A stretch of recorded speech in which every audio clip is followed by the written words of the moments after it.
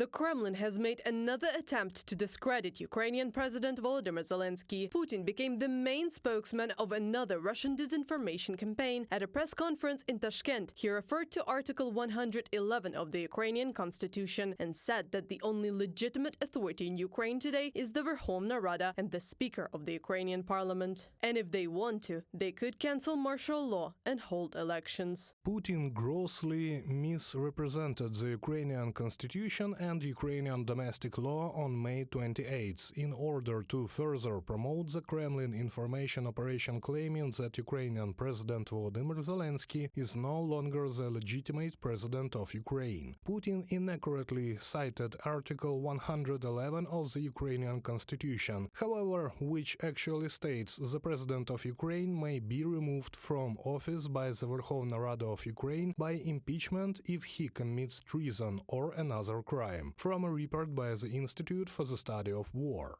Russia's attempts to spread confusion in Ukraine and disorientate Kyiv's allies are pointless. All the actions of the Ukrainian authorities are legal, unlike those taken by Russian government. Moscow is accustomed to rewriting the constitution at the will of the Kremlin dictator in order to nullify and continue his term in the Kremlin indefinitely. I would recommend curious readers to study the text of our constitution not selectively and pay attention to Part 1 of Article 108. The President of Ukraine shall exercise his powers until the newly elected President of Ukraine takes office. In democratic societies, this is called continuity of power. But this continuity is not in eternity like in Russia, but in normal democratic and security understanding. Therefore, the President of Ukraine is, and until the end of martial law, will be Volodymyr Zelenskyy. And all this is in accordance with the Constitution and laws of Ukraine. Ruslan Stefanchuk, chairman of the Verkhovna Rada of Ukraine, on Facebook.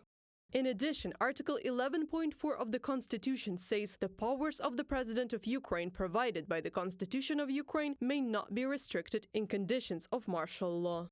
Ukraine's constitution was drafted with a possible Russian invasion in mind, and the deputies who made up the Constitutional Commission were Soviet Gulag-hardened dissidents. They realized that Russia would attack Ukraine, and that time has come. Today there is a consensus in Ukrainian society about the legitimacy of Zelenskyy's presidency. The Ukrainian people realize that presidential elections should be held only after the end of Russian aggression.